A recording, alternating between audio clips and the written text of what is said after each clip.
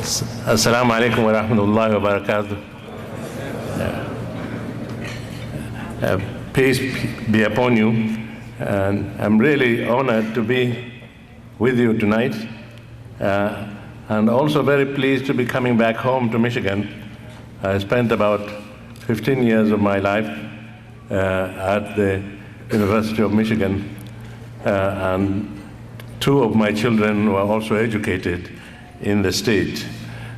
So it has a special place in my family and in my career.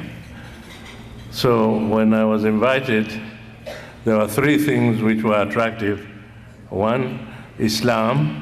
2, interfaith. 3, Michigan. So I said, I'm coming. Thank you very much. Thank you. I know we don't have enough time, so I can't do one of my big ones today. But I'll try and be disciplined. A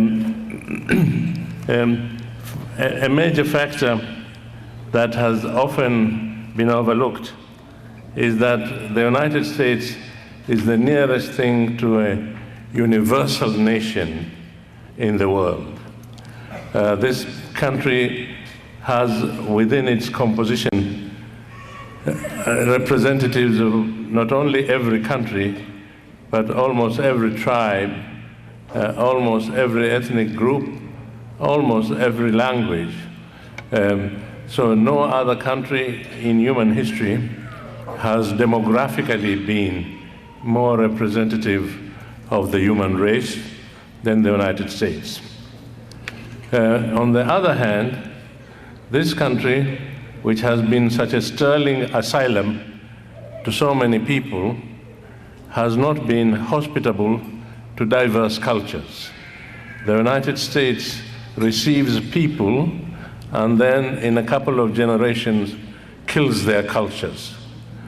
The only safeguard is if those people themselves create institutions which maintain continuity.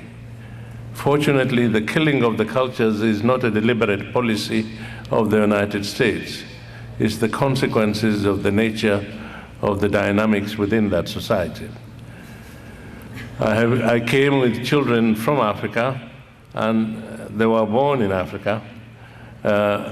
Before long, they lost much of the language they came with.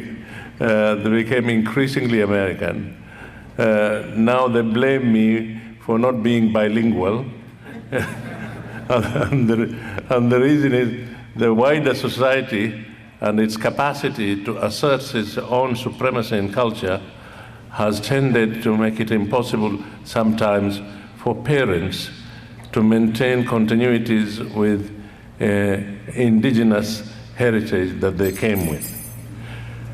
I have sometimes wondered whether, on one side, the United States was chosen by Allah to be this laboratory, but with half the mission accomplished. The laboratory of demographic welcoming, but falling short of cultural protection of pluralism. Why do I think it might have been God's design that there should be a country which experiments with such a plurality? It's because of a very popular ayah in the Quran, which says the following in English: O mankind, we have created you from a single pair of male and female and made you into nations and tribes that you may know each other better and learn from each other. Verily, the most honored among you in the sight of God is the most righteous among you. God is the most knowledgeable. The Quran here is telling us first, you emanate from male and female biologically, but then we converted you into nations and tribes that you may learn from each other. So to get back to its original, Ya ayyuhan nas, inna khalaqnakum min dhakarin wa untha, wa ja'alnakum shu'uban wa qabaila litad'arafu, inna akramakum inda Allahi atqakum. If then we were created nations and tribes that we may know each other, was it the design of the Almighty to have one big experiment where those nations and tribes would be brought together, and then within those boundaries learn from each other and teach each other in the hope that a new civilization could influence other civilizations beyond. As I have lived in the United States since I arrived here, in technically seeking asylum from Idi Amin in Uganda, I was indeed vindicated in the assumption that this is a country that welcomes people. As I watch my children become Americans and cease to be Swahili speakers, we have to struggle to make sure they are practicing Muslims in danger of being no longer affiliated with Africa.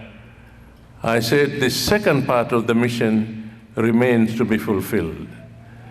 The demography of ethnicity has been protected by American hospitality to people, but the culture of richness has been frustrated by American supremacy of its own culture. Then I come to a place like this, and I see interactions, desire to learn from each other, effort to inspire each other, committing yourselves to creation of a tolerant and indeed civilized society, then I'm beginning to feel perhaps the Almighty's design will in fact be fulfilled. It will take time. We are here now, bits of nations and bits of tribes. We are here now, representatives of faiths, representatives of creeds. We are here now, representatives indeed of different segments of cultures. But we aren't as yet fully integrated into a new way that would please the Almighty. So keep up Detroit, keep up Michigan in quest of this second dimension of God's design. Inna khalaqnakum min dhakarin wa untha wa ja'alnakum shu'uban wa qabaila lita'arafu. Let us hope the American experiment will fulfill God's design. Thank you very much indeed.